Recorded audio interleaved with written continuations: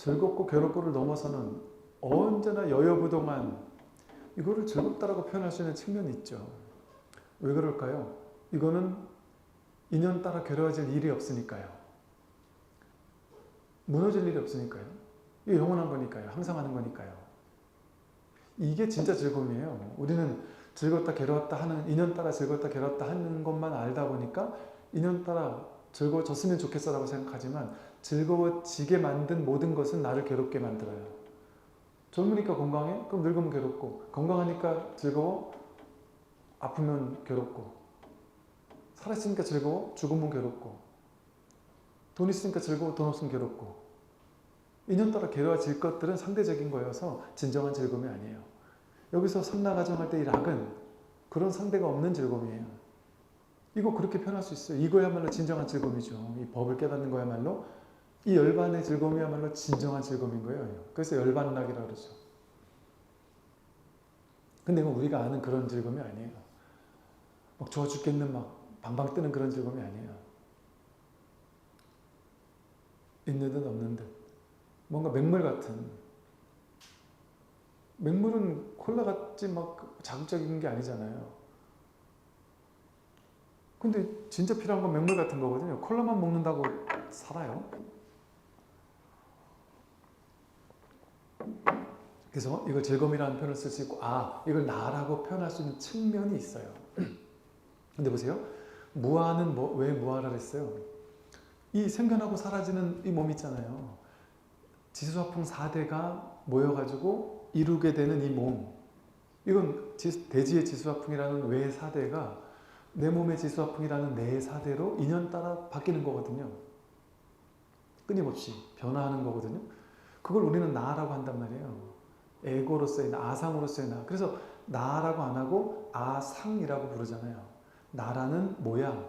내가 이런 모양을 가지고 이 모양을 보고 이거 나 아니야? 이거 나네? 라고 그 모양을 나로 착각했다는 거예요. 아상은. 나인 것처럼 보이는 모양을, 어떤 모양을 정해놓고 그걸 나라고 착각한 상, 모양 따라가는 게, 그게 망상인 거예요. 아상이. 그래서 이렇게 인연 따라 생겨나는 모양을 가지고 우리는 나라고 여기잖아요. 그거는 내가 아니다 이거예요. 무아는. 인연 따라 생겨나는 이 나를 어떻게 나라고 할 수 있느냐. 그건 진정한 내가 아니지. 무아지. 이렇게 얘기를 한 거예요. 근데 이 인연 따라 생겨나고 사라지는 몸, 인연 따라 생겨나고 사라지잖아요. 계속 바뀌잖아요. 나중에 몇십 년 있으면 죽겠지? 그렇게 죽는 게 아니고 지금도 죽고 살고 있어요. 몸도. 먹고 빼고 하고 있잖아요. 맨날. 세포가 나고 죽고 하고 있잖아요. 무슨 양성자, 중성자, 세포, 원자, 전자, 더 쪼개면은 이게 무슨 쿼크니 미립자로 쪼개진다 그랬는데, 그 미립자 차원에서는요, 10의 마이너스 23승 초에 한 번씩 생멸을 반복한다는데, 그거는 찰나보다 더 빨리 나고 죽는다는 소리예요. 여러분의 가장 기본 단위인 미립자 차원에서 보면 처음에 여기 들어올 때 여러분 몸과 지금 몸은 완전히 다른 몸이라는 소리예요. 완전 다른 몸이라는 소리, 다른 세포, 다른 미립자라는 소리거든요. 말하자면. 조금은 사라졌고 새로운 게 생겨났으니까요. 이거는 앞에 게 옮겨간 게 아니에요.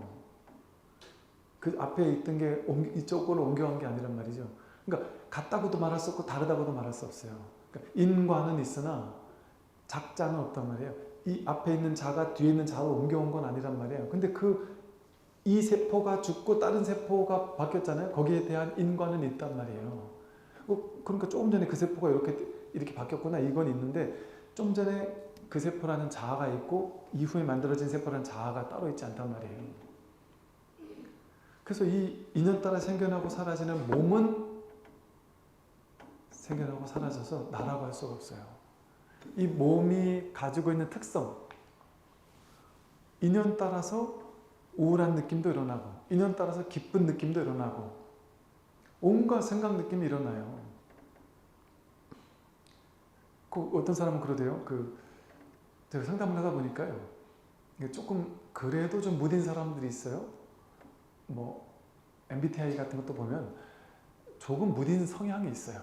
조금 힘든 게 있어도 뭐 누구나 다 힘든갑지 뭐 원래 이렇게 인생은 이런 건갑지 하고 그냥 원래 힘든갑다 하고 그냥 그걸 그냥 담담히 여기면서 생각 일어나서 막 힘들어도 원래 힘든 거지 뭐 그러고 그런갑다 하고 그냥 담담한 이런 사람 성향이 있어요. 좀 무딘 사람. 그런 사람이 있는데 생각이 엄청 많고 그 생각 일어날 때 막 감정이 막 같이 막 일어나가지고 생각과 감정이 막 그냥 이게 막 서로 상호 피드백을 서로 막 해가지고 이런 사람이 있어요. 정말 멀쩡하고 성격 좋고 누가 봐도 너무 괜찮은 사람이에요. 그런데 자기 속은 정말 죽을 것 같고 울고 웃고 막 갑자기 앞에서 나가서 막 사람들 앞에서 리더십도 발휘하고 막 정말 잘하는 사람인데 혼자 집에 가서 이러고 있다가 혼자서 막 우울증에 빠져 있어요. 막 갑자기 우울하고 막 온갖 생각이 일어나서 이러다가 내가 잘못되면 어쩌나, 남들이 날 싫어하면 어쩌나, 뭐 내가 뭔가 잘못되지 않을까, 뭐 이런 생각에 막 스트레스 받고 그러다 보니까 갑자기 감정이 그 생각 때문에 감정이 막 우울한 감정이 일어나요. 그럼 혼자 막 울어요. 혼자 막 울면서 막 우울감에 시달리고 막 어쩔 바를 몰라서 막 힘들어하고 괴로워하고 막 그래요. 그래서 그 상태로 저한테 이메일을 보내는 사람이 있어요. 그런데 또 그런 사람들이 있잖아요. 어떻게 해결하면 되는 줄 아세요? 그 다음날 아침에 일어나가지고 이메일을 다시 삭제. 근데 제가 이미 읽어가지고 삭제를 미처 못하잖아요. 그럼 다시 보내서 죄송합니다 선생님 그 삭제해 주세요. 제가 어젯밤에 갑자기 어떤 감정이 해말려가지고 그랬어요. 그러고 나서 얼마 있다 또 그런 감정이. 왜 이럴까? 처음에 이해를 못했는데 나중에 보니까 그 MBTI 그런 성향의 사람들이 있더란 말이에요. 그 사람이 문제 있는 사람이 아니에요. 그 사람은 그냥 그 생각과 감정이 일어날 때 그걸 진짜 자기인 줄 아는 거예요. 그게 그냥 일어날 뿐인데 그 인연따라 일어나다 인연따라 사라지거든요. 그러니까 아침 일어나고 나면 갑자기 깨우네요. 그럼 어제 그런 일이 있었나 하고 까먹는단 말이에요. 그럼 또 오늘 발랄하게 하루를 산다니까요. 인연따라. 그럴 수 있어요. 그게 좀 왔다 갔다 하는 게 좀 심한 사람이 있고 그냥 무던한 사람이 있거든요. 그러니까 그 심한 사람한테 막 너 문제 있다 이렇게 얘기할 필요가 없어요. 그럼 어떠면 돼요? 그럴 때 그냥 그들이 스스로 보게 하면 돼요. 그 생각과 감정이 일어날 때 그 생각 감정이 나라는 동일시에 완전 사로잡혀 있어요. 근데 그 생각과 감정이 오고 가는 거잖아요. 오고 가는 걸 이 보는 놈은 거기 휘말리지 않는단 말이에요. 이 마음 하나는 그것을 비추고 있는 이 바탕이 되는 마음 하나는 그 감정이 있든 없든 언제나 늘 여여부동 한결같단 말이에요. 좋지도 않고 나쁘지도 않은 늘 한결같음이 있단 말이에요. 근데 그걸 보지 못하고 생겼다 사라지는 감정이나 생각이나 의지나 의식이나 생각, 분별심 그걸 나라고 여기니까 그것 쫓아다니까 괴로운 거죠. 그래서 부처님께서는 우리가 나라고 여기는 그 상, 몸이 나다라는 생각, 느낀 감정이 나라는 생각, 생각 표상작용이 나라는 생각, 의지가 나라는 생각, 의식이 나라는 생각, 색, 수, 상, 행식을 나로 동일시하는 그 모든 생각들, 그게 내가 아니다 이렇게 얘기한 거예요. 무하다. 그런 나는 진짜 내가 아니다. 무하다. 그거 내가 진짜 있나 찾아봐라. 그거 왔다 가는 거 아니냐. 왔다 갔다면, 변해갔다면 그게 어떻게 진짜 나냐. 늘 있는 게 진짜 자기지. 근데 늘 있는 게 있냐 찾아봐라. 늘 있는 게 없거든요. 이 모양의 세계에서 늘 있는 건 없어요. 세간에 늘 있는 건 없어요. 그래서 어쩔 수 없이 말로 출세간에 이 공부 이거 하나만 진실하다 이 말 뭐예요? 세간에 늘 있는 거 없어요. 거기 세간에는. 그러니까 세간의 기준으로 하면 늘 있는 게 없어요. 근데 이 출세간이라는 있다 없다고 말할 수 없는 이 무분별지에서 방편으로 말을 하면 본유금유라고 말할 수 있어요. 본래 있던 게 늘 있다. 이것만 있다 이렇게 얘기할 수 있는 측면이 있어요. 근데 이건 머리로 이해 안 돼요. 왜? 머리는 세간의 도구니까. 세간의 도구로 어떻게 출세간에 이걸 이해하겠어요. 그러니까 이거 이해 안 되면 이해하지 마라 이라는 거예요. 이해하려고 했으면 그래서 이해가 됐으면 그건 오히려 이해된 거니까 공부에 방해가 된다. 그러니까 스스로 깨달아 볼 뿐이지 깨닫기 전까지는 이해하려고 하지 마라. 이해되면 큰일 나는 거거든요. 그래서 어쩔 수 없이 이해할 수 없는 이 공부를 출세간의 법이라고 표현을 했단 말이에요. 그러니까 이 출세간의 법으로 봤을 때는 나라고 할 만한 언제나 늘 있는 변치 않는 인연따라 모든 게 오고 가더라도 오고 가며 물들지 않는 언제나 늘 있는 바탕 같은 이 뭔가가 있다라고 말할 수 있는 측면이 있다라고도 말할 수 있단 말이에요. 그러니까 불교 경전에서 어디에서는 어떤 측면, 이 세간법의 측면에서는 무아라고 할 수 있고 이 출세간법의 측면에서는 아라고 할 수 있는 측면이 있단 말이에요. 그러니까 이렇게도 말할 수 있고 저렇게도 말할 수 있는 거죠.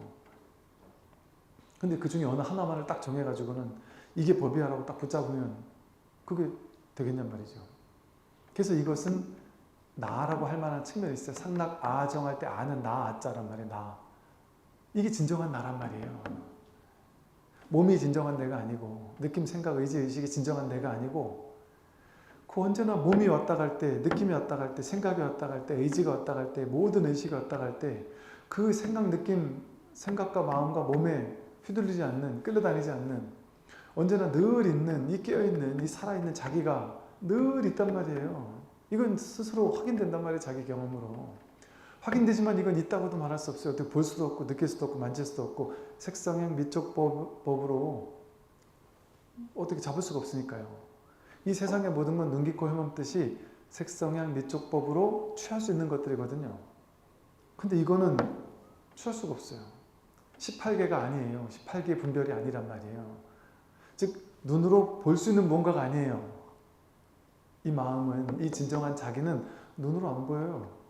근데 이 본다는 이 사실을 통해서 이 내가, 이 보고 있는 내가 있다는 사실이 확인될 뿐이지 보이는 건 아니에요. 그래서 이 보이는 건 아니다, 보는 놈이다 이렇게 표현을 할 수 있단 말이에요. 근데 이렇게 쏙 이해버리면 그건 또 아니지만, 그러니까 지금 이런 거죠. 좀 얄밉겠지만 저는 이 보이는 건 아니다, 보는 놈이다 이렇게 저는 말을 할 수 있어요. 근데 여러분이 이렇게 말하면 틀렸어요. 그러니까 여러분이 어디 가서 뭐 좀 도반들한테 가가지고 야, 이 보는 거 이거 아니야, 보는 놈이야 이렇게 얘기하면 그거 틀렸다니까요. 그거 공부해가지고 공부 좀 했다는 사람들 앞에 가가지고 제가 한 본문을 막 받아 적어가지고 외워가지고 돈은 이런 거야 라고 얘기하지 마세요. 그리고 또 가가지고 법상 스님이 그랬어. 그 제 얼굴에 똥칠을 하는 일이에요. 먹칠을 하는 일이에요. 저는 그런 얘기를 한 적이 없어요. 부처님도 법문을 했지만 법문 한 게 없다 하시잖아요. 한 법도 설한 바가 없다 하시잖아요.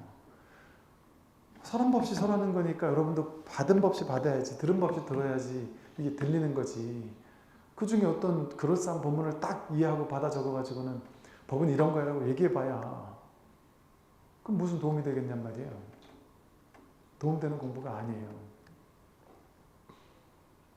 냄새 맡을 수 있는 것도 아니고 소리를 들을 수, 이거 소리가 없어요. 그러니까 큰 침묵이라고 하는 거예요. 이것을. 침묵이 있어야 그 위에 모든 미세한 소리, 좋은 소리, 나쁜 소리, 모든 소리가 다 드러나잖아요. 그러니까 여기는 소리가 없어요. 그러니까 모든 소리가 다 여기에 일이에요. 그러니까 어떤 소리가 있어도 그게 다 일하는 게 없어요. 그러니까 소리는 아니에요. 냄새도 아니고 맛도 아니고. 그러나 어떤 냄새나 어떤 맛에서 언제나 확인되는 거죠. 이건 어떤 냄새가 나도 다 이 일이에요. 어떤 맛을 느껴도 다 이 맛이에요. 그래서 이거 한 맛이라는 말이에요. 한 맛. 일미. 법은 오로지 맛없는 맛의 한 맛이란 말이에요. 여긴 맛이 없거든요. 어떤 감촉도 아니에요. 이것은. 근데 어떤 감촉을 느껴도 언제나 이거 아닌 게 없어요. 언제나 이게 드러나 있단 말이에요. 여기서 무엇을 느껴도, 무엇을 만져도. 어떤 생각을 해도 그 생각의 내용은 이것이 아니에요. 자기가 아니에요. 근데 모든 생각이 여기서 일어나요. 모든 생각이 어디서 일어나요? 이 소리가 어디서 일어나요? 이 소리가 일어나는 이 자리. 생각이 없으면 이게 일어난 이 자리에서 보고 있잖아요. 이 자리에서 냄새도 나고 맡고 있고, 이 자리에서 감촉도 느끼고 있고. 이건 어느 자리라고 특정한 어디 방위가 있는 어떤 자리가 아니에요. 허공법신하듯이 여기는 뭐 방위가 없고 시간 공간도 없어요. 근데 그 모든 방위, 모든 시간이 전부 다 이 자리란 말이에요. 근데 이건 어디라라고 이렇게 정할 수가 없어요. 근데 삶이 여기서 펼쳐지잖아요. 삶이라는 것은 여기서 생겼다 사라지는 것들이잖아요. 인연 따라 생겼다 사라지는 것들. 근데 그 모든 인연 따라 생겼다 사라지는 모든 것들이 나온 자리, 돌아가는 자리, 그 모든 것의 근원 당처.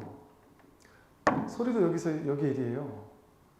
모든 소리가 생겼다 사라지잖아요. 생겼다 사라지는 그 소리에 직해서 그 소리가 드러난 바탕이 거기에 직해 있단 말이에요. 따로 있지 않아요. 이 소리를 듣는 자가 여기서 따로 있지 않단 말이에요. 그게 여기죠. 여기가 당초예요. 보고 느끼고 아는 모든 순간에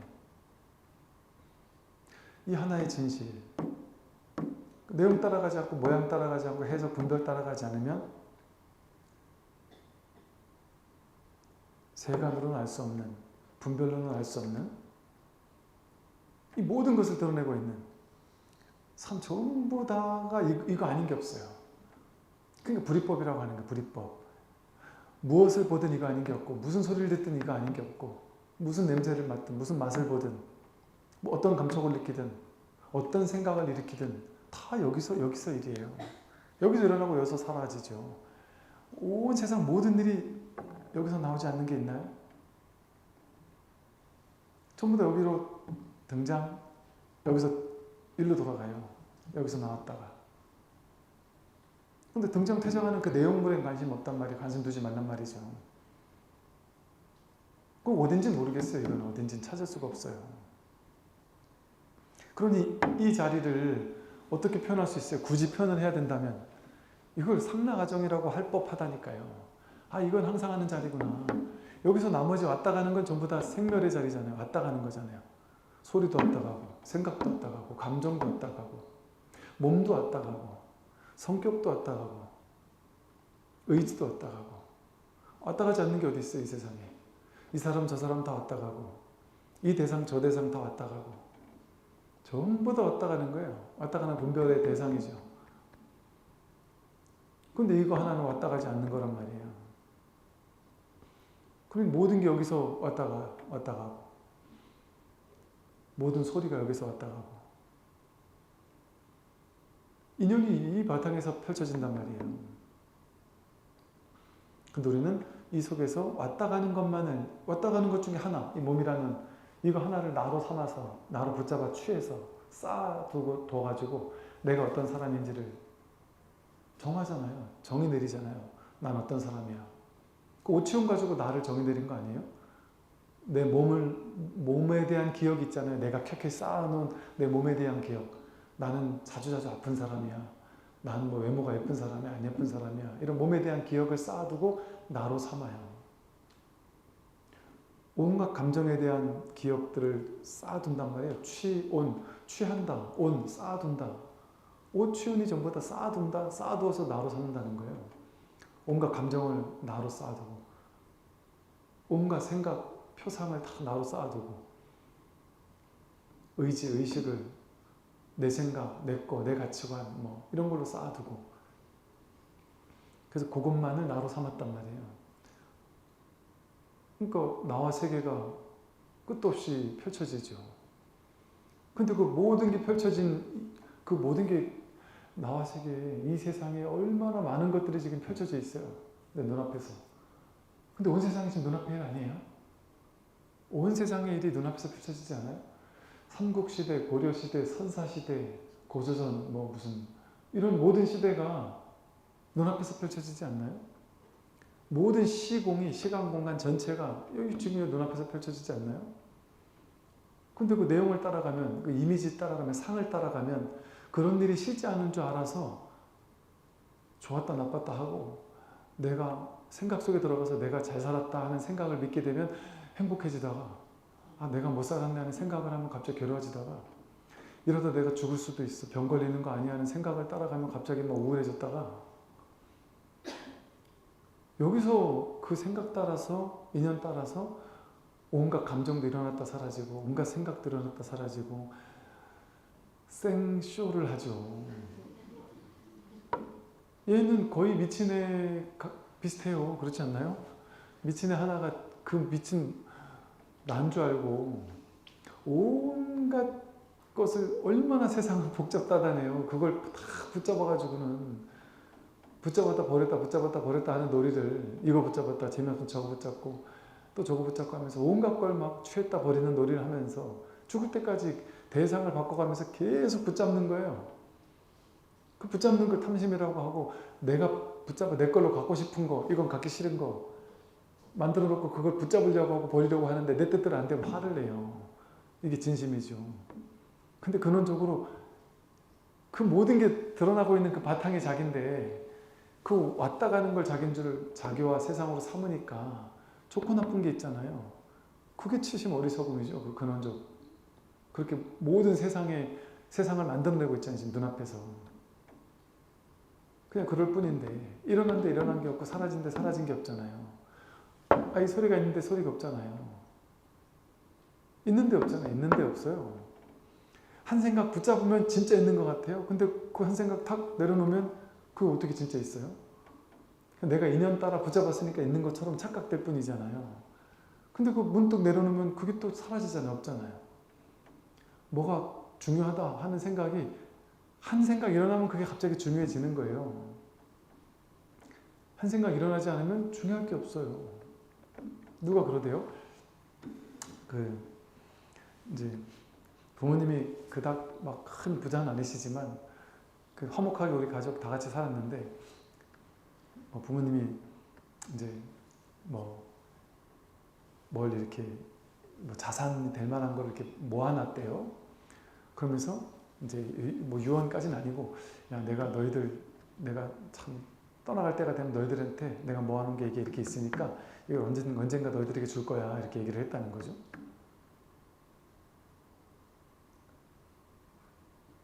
그러면 좋은 일인데 그 생각 속으로 들어가면 도대체 이게 분별 속으로 들어가면요. 부모님 입장에서는 그 재산을 주는 거니까 좋은 일이잖아요. 근데 자식의 분별 속으로 들어가면 이게 답이 안 나온단 말이죠. 예를 들어 자식이 셋이다 이러면 1대 1대 1로 주면 될 것 같잖아요. 부모님 입장에서는. 근데 옛날 부모님은 1대 1대 1로 안 줘요. 예를 들어 어떤 분들의 기준은 남자는 많이 주고 여자는 조금 줘야지 이런 분도 계시잖아요. 옛날 같으면.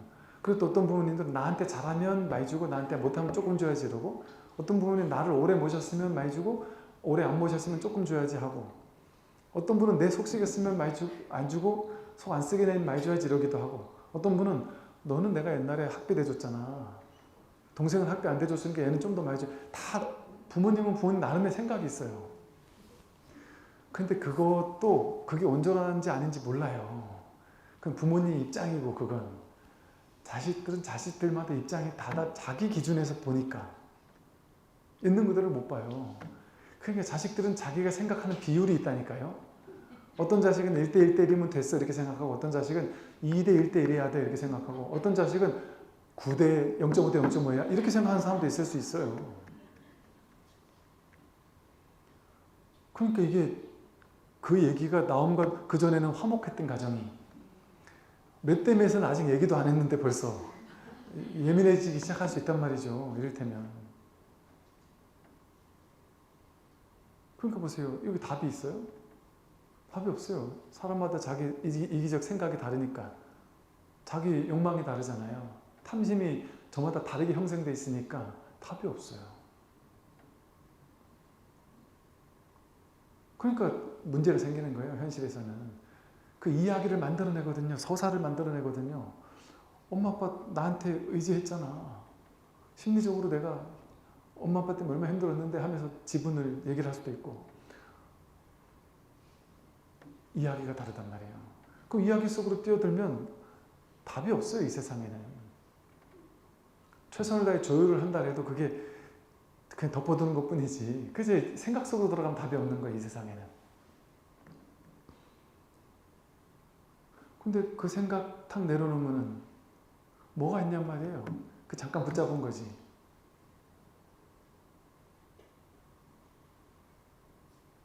탁 내려오면 아무것도 없어요. 보세요. 어제까지 부모님이 남겨놓은 재산이 하나도 없다고 생각했을 때는 아무 문제가 없었단 말이에요. 갑자기 그게 있다고 얘기하니까 갑자기 그때부터 문제가 생겼어요. 그러다가 어머니 아버지가 도저히 분위기 안 되겠다 싶어서 다시 불러놓고서는 사실은 이게 해봐야 얼마 되지도 않고 많지도 않고 이거 내가 팔아가지고 내가 그냥 죽을 때까지 쓰고 맘 편하게 쓰고 니네한테 용돈 안 받아도 되니까 용돈 주지 마. 용돈 안 받고 내가 이거 마음껏 쓰다가 너희들 부담 안 되게 알아서 죽을게. 죽는 비용도 내가 만들어 놓을게. 장례 비용까지 만들어 놓을게. 이렇게 얘기하면 갑자기 문제가 사라졌어요 또. 근데 또 어떤 사람은 안 사라져요 문제가. 그렇게 하지 마세요 하고. 그러니까 생각 속으로 들어가면 이야기가 만들어져요 삶에. 여러분 삶이 순탄한 사람이 갑자기 문제가 생기는 건 왜 생겨요? 생각 속으로 들어가서 문제가 생긴다니까요. 아무 문제 없고 순탄하던 인생이 갑자기 문제가 생긴다니까요. 어떤 어르신이 그냥 아무 문제 없이 살다가 자식도 다 키웠고 내가 할 일 다 했구나 해서 맘 편히 죽어야지 하고 생각하셨대요. 그래서 아무 고민 없이 행복하게 이제 살 만큼 살다 죽어야지 하고 행복하게 사셨어요. 근데 어느 날 갑자기 친구 말을 듣고서는 옆집 할아버지 말을 듣고서는 땅을 자꾸 사모은대요 그 할아버지가. 그죠? 너는 이제 곧 죽을 사람이 뭔 땅을 자꾸 사모으니? 이랬더니 내 자식들 그래도 죽었을 때 내가 여태까지 없이 살았는데 자식도 없이 살면 되겠나. 그래서 내가 죽고 나서 그래도 땅이라도 있었구나 하고 자식들이 얼마나 뿌듯하겠냐. 그 자식한테 든든함을 안겨주고 내가 죽는 게 평생 소원이라는 생각을 했기 때문에 자식에게 든든하게 땅이라도 남겨줄 거야. 그리고 땅을 사 모으시는 거였어요. 그 얘기를 듣고 나서 이 할아버지가 갑자기 나는 이제 금생에 할 일 다 했구나 하고 행복하게 사셨는데 갑자기 내가 어리석었구나. 나는 지혜로운 부모가 아니었구나. 자식들이 맞아. 얘네들이 이러다가 실수할 수도 있고 잘못될 수도 있고 특히나 이 수많은 자식 중에 몇째 자식은 좀 힘들기도 하고 한데 땅을 좀 사서 남겨줘야 되겠다. 그 생각이 한 생각 일어난 거예요 갑자기. 그럼 그때부터 이제 바빠지는 거예요. 그때부터 이제 동사무소 가가지고 이제 저 산불 감시 그것도 한 200 받는데요. 산불 감시도 했다가 그 끝나면 또 뭐 할 게 많아요. 요즘에 시골에 가면요 한 1, 200벌이는 할 게 많대요. 그런 걸 막 이제 시작하는 거예요. 그래서 나중에 이제 막 기쁜 마음으로 뿌듯한 마음으로 이제 얼마 안 되는 몇백 평이지만 한 200평 사놨단 말이에요. 사놔봐야 시골 땅일 거 아니에요. 본인은 막 뿌듯해가지고 막 진짜 힘들게 고생해가지고 땅을 이렇게 사놨단 말이에요. 자식들이 탁 왔을 때 얘기를 딱 했다는 거죠. 자식들이 서울에서 정말 잘 사는데 자식 서울에 집 막 5억 10억짜리 집을 하나씩 다 가지고 있는데 그 상주 시골 땅 그 200평 300평 해봐야 2천만 원 3천만 원밖에 안 되는데 그거 사놨다가 내가 죽고 나면 너희들에게 든든하게 남기겠다 딱 유언을 했더니 애들이 너무 어이없어 하더래요. 너무 당황스러워 하더래요. 그걸 굳이? 그걸 주셔도 우리는 굳이 안 받고 안 받아도 돼요. 그냥 팔아가지고 맛있는 거 사드세요. 그러면서 너무 충격을 받아가지고 왜 이걸 안 받냐고 약간 화가 나더래요. 이놈들이 내 진정성을 몰라줘가지고 이거 왜 안 받냐고 그랬더니 개인 사업하는 사람들은 그거를 괜히 얼마 되도 않는 이게 죽고 나면 받는 거를 하여간 그 상속인가 그 세금을 받았다 하면 그거 가지고 무슨 그것 때문에 또 뭐 조사도 들어올 수 있고 뭐 어쩌고 저쩌고 하면서 또는 이게 또 괜히 잘못돼가지고 뭐 집을 남겨주게 되면 그 집은 또 뭐 무슨 다주택자가 될 수도 있고 뭐 어쩌고 저쩌고 온갖 핑계 대면서 그리고 그 돈이 굳이 내가 그거를 팔아가지고 뭐 굳이 그럴 필요가 없는 거죠. 시골 땅 뭐 있어봐야. 그래가지고 이게 뭐지 싶어서 그 할아버지한테 다시 야, 너는 그게 자식들이 좋아하더나 물어봤더니 자식들이 시골에서 너무 힘들게 사는 거예요. 그 자식들은. 그게 이 정도 땅만 있어도 그 자식들한테 큰 도움이 되는 거죠. 인연이 다른 게 인연이 다른 거예요. 상황이 다르고 조건이 다른 거예요. 그러니까 보세요. 그런 한 생각이 일어나면 갑자기 뭔가가 심생즉 종종 법생, 심멸즉 종종 법멸 이러거든요. 아무 문제 없이 평탄하게 살다가 갑자기 마음이 하나 생겨나면 갑자기 그러한 세계가 생겨나요. 내가 땅을 사야 될 것 같은 그 세계가 막 생겨난다니까요. 근데 그 생각, 마음이 하나 딱 사라지면 그 생각도 없어져요.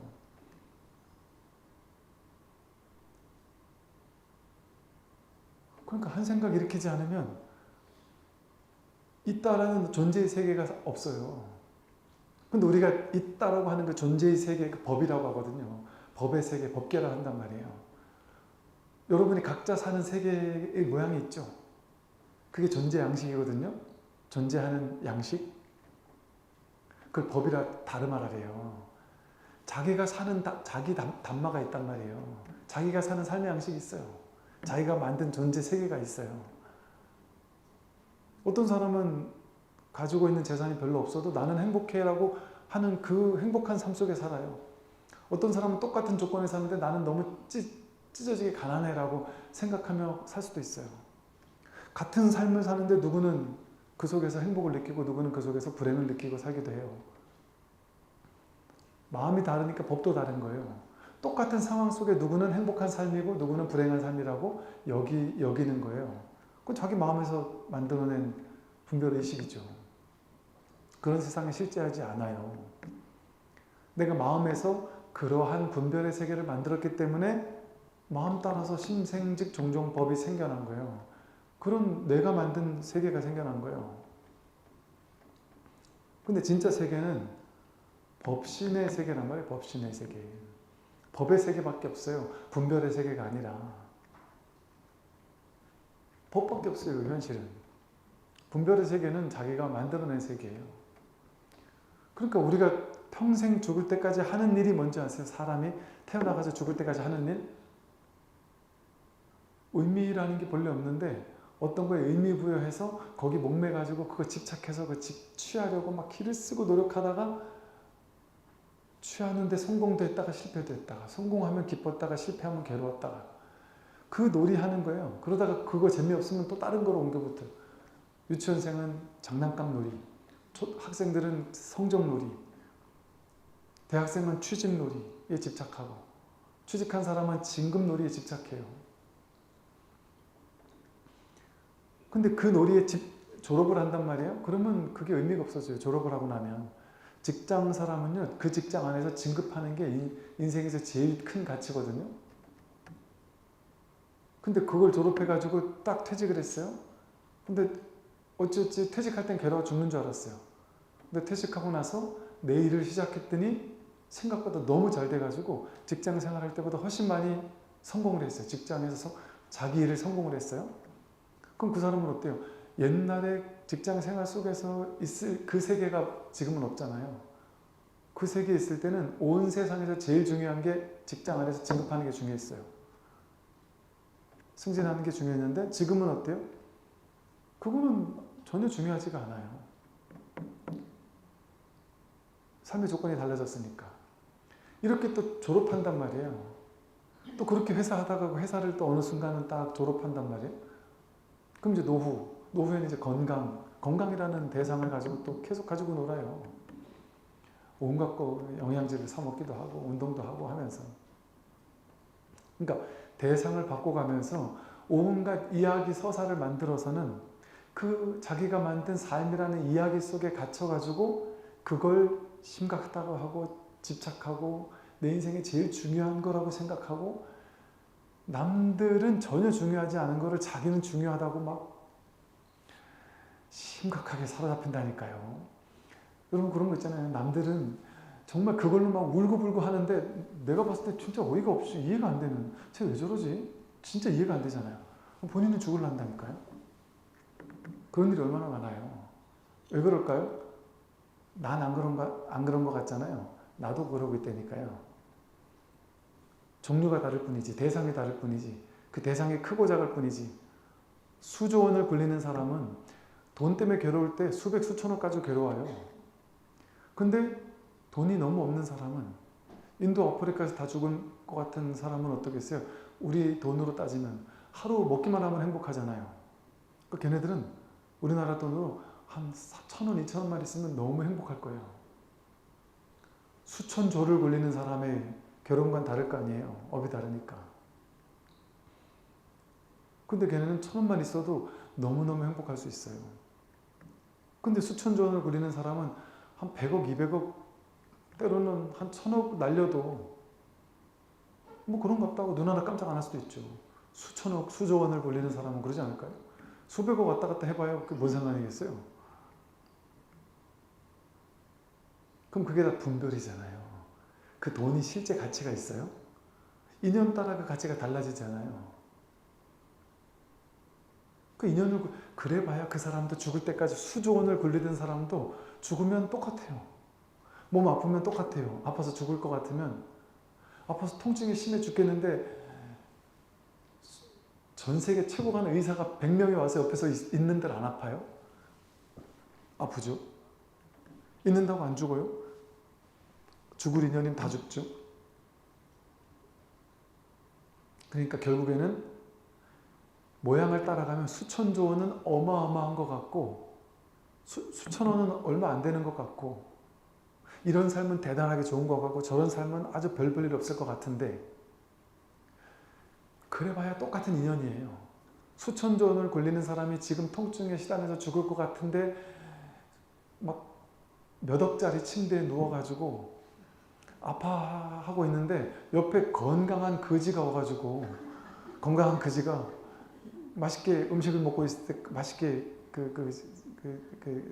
뭐죠 이렇게 주슨 음식을 먹고 있어요. 그럼 이 몇 억짜리 침대에 누워가지고 아픈 사람이 더 행복해요? 이 거지가 더 행복해요? 그렇지 않나요? 인연이 그렇게 돼버리면 그 상황 속에서는 그 수천조 원 아무것도 아니잖아요. 오늘 내일 하고 언제 죽을지 모른다 하면 그 조건이 완전 허공으로 아무 의미가 없어지잖아요. 그러니까 보세요. 조건이라는 건 이렇게 허망한 거예요. 의미가 있는 게 아니에요. 실제 의미가 있는 게 아니에요. 그 의미를 내가 부여했을 뿐이죠. 근데 죽을 때가 딱 되면 그 평생 의미 부여했던 그 돈에 대한 수천조 원이라는 가치 그게 죽을 때가 되면 순식간에 사라져버리죠. 그렇지 않나요? 그러니까 이제 연세가 드시면 드실수록 그렇지 않을까? 젊었을 땐 돈 하고 살다가 나중에 나이가 들면 이제는 돈 하는 게 아니죠. 건강. 왜냐면 돈 아무리 많아도 아파가지고 내 병원만 있으면 자기가 노후자금 수십억 만들어 놨어도 병원에서만 그거 있으면 그거 어디다 써요. 병원에 있으면 먹고 싶은 것도 없을 거 아니에요. 근데 돈은 많은데 쓸 데가 없고 여행 다니고 싶은데 여행을 갈 수가 없는데 근데 돈이 없어도 나이 들어서까지 그냥 건강하게 밭에서 읽어가지고 계속 맛있게 먹을 수 있고 살 수 있으면 그것만으로 행복할 수 있잖아요. 근데 어때요? 그토록 우리가 젊었을 때 그토록 의미 부여하면서 실제라고 여기면서 심각하게 느꼈던 어떤 가치가 진짜 가치냔 말이에요. 진짜 가치가 아니거든요. 그냥 상대적 의미 부여한 가치였을 뿐이거든요. 실제가 아니에요. 그게 진정한 즐거움, 진정한 괴로움이 아니라 의미 부여한 즐거움, 괴로움일 뿐이에요. 어떤 분 상담을 해보니까요. 그분은 우리나라 최고 학교를 나오고 최고 좋은 회사를 취직했어요. 그래서 20대만 해도 너무너무 기쁘고 행복했어요. 특히나 저 시골 사는 분이었단 말이에요. 부모님도 시골 계시고 시골에서 요즘에 그 최고 좋은 대학을 가기가 하늘 별 따기라 그래요. 근데 그걸 이루다 보니까 그 동네에서 몇 년에 한 명 나올까 말까 한 그런 수재가 나왔다고 해서 동네방네 집에만 내려가면 난리였다 그래요. 현수막 막 붙고. 그래서 그때만 해도 20대 때만 해도 와 정말 내가 뭐 된 니모데 이러잖아요. 니모데 아세요? 요새? 니모데?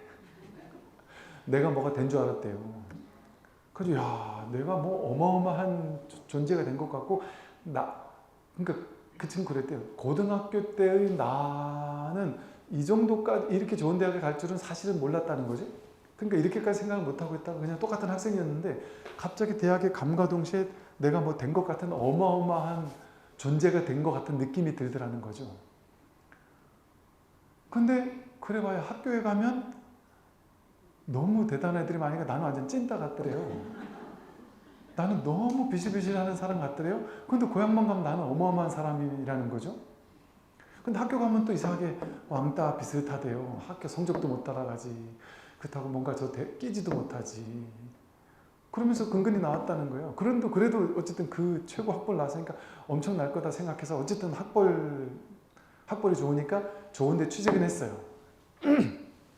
근데 좋은데 취직을 했는데 거기까지더라는 거예요. 학교가 나를 대변해주기, 야, 쟤 어느 학교 나왔대. 그게 내 인생에서 제일 큰 이게 돼버리니까 다들 기대를 하잖아요. 기대를 했는데 일머리가 없잖아요. 개념이 없고 분위기 파악도 못 하잖아요. 머리는 똑똑한데, 그러니까 예를 들어 이런 거죠. 수학적 머리, 과학적 머리는 똑똑한데 그 분야를 하면은 잘할 거예요. 근데 그 분야가 아닌 쪽에 취직을 잘못해버리면 어떻겠어요? 뭐 회사에서 무슨 인사부서에 간다든지 뭐 기획부서에 가가지고 뭐 기획부서를 해야 되게 센스가 있어야 된단 말이에요. 근데 센스라고는 하나도 없고 그냥 수학밖에 못하는 사람이 그 잘못 들어가면 거기서 찐따가 되는 거예요. 그러니까 그런 거 생각 못하고서 완전히 내가 이렇게까지 진짜 자괴감을 느끼면서 인생을 살게 될 줄은 상상도 못했다. 그래서 제가 그 얘기를 해준 적이 있어요. 본인이 정말 잘했던 그 분야로 취직을 해보세요 한번. 그리고 또 혹시나 있으면 이 성격이나 뭐 센스나 뭐 사회생활 잘 못하는 성격적 그런 게 큰 상관없는 이런 게 있는지 모르겠지만 내 인연과 맞는 걸 한번 해보면 조금 낫지 않을까요? 뭐 이런 얘기를 해봤던 그냥 이런저런 두루두루 얘기 나누다가 그런 얘기를 한 적이 있었거든요. 아, 이런 사람도 이런 고충이 있을 수 있구나. 그러니까 더 큰 괴로움이에요. 요만큼 올라갔다 떨어지는 것보다 이만큼 올라갔다 떨어지니까 더 큰 괴로움이었던 거죠. 그러면서 하는 말이 그 학벌이나 좋은 데 취직했다라는 게 환상처럼 물거품처럼 슥 어느 순간 사라져가고 나는 차라리 그게 없으면 더 좋았을 걸 싶을 정도로 괴로워지더래요. 그게 나에게 마이너스밖에 안 되니까. 근데 차라리 제로로 그런 게 모르고 들어갔다가 너 이런 것도 할 줄 아네? 이렇게 됐으면 차라리 좋았을 텐데 하더라는 거죠. 그러면서 딱 기억나는 게 그거예요. 그 20대 때 그 학벌이라는 환상에 사로잡혀 살고 있던 그게 30대 어느 날 완전히 무너지는 걸 보고서는 아, 이렇게 이게 환상이었구나. 세상 사람들이 전부 다 대단하다고 얘기를 해도 그게 환상이었구나. 그렇지 않나요? 아까 대기업 회장이 갑자기 몸이 아파 죽겠을 때 그 모든 게 의미가 없어지듯이. 그러니까 인연 따라 생겨나고 사라지는 모든 것은 그것 자체의 가치가 없습니다. 인연 따라 임시적 가치가 있을 뿐이에요. 그리고 그 가치도 특정 인연에서만 가치가 있어요. 아니, 대기업 회장이 자기가 조기 축구에 나가가지고 축구하는데 축구 뒷다 못해요. 그럼 거기서 뭐 그렇게까지 가치가 있겠어요? 뭐 돈으로 매수할 수는 있겠지만 자기가 가치를 지니는 그 인연 속에서만 가치가 있는 거죠. 그럼 그건 진정한 가치라고 할 수가 없어요. 그냥 인연 따라 가치가 부여되는 것 뿐이지. 우리도 전부 다 우리 아빠 엄마 밑에 가면은 최고 훌륭한 자식이잖아요. 그러듯이. 그래서 이 세상에 생겨나고 사라지는 모든 것들은 그것 자체의 고유한 가치가 없습니다. 비실체성, 공성이에요. 공해요.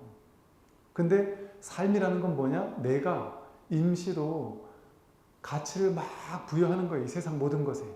나와 세계에 가치를 부여해 놓고 그 가치 부여한 게 옳다고 집착하면서 그걸 쫓아다니며 사는 거예요. 평생. 그 허망한 가치를 쫓아다니며 살다가 나중에 죽을 때가 되면 그 가치가 아무것도 아니었구나 하고 깨닫는 거예요. 평생 그거 하고 산다니까요. 근데 이 공부는 뭐예요? 나중에 본인 나이 들고 뭐 이렇게 그래가지고 깨달을 게 아니고 좋은 말로 할 때 미리 깨닫는 거예요. 지금 쌩쌩할 때 지금 미리 이게 내가 이 분별심을 따라가면 괴로운 거구나. 분별 따라가자면 지금 있는 이대로 아무 문제가 없구나.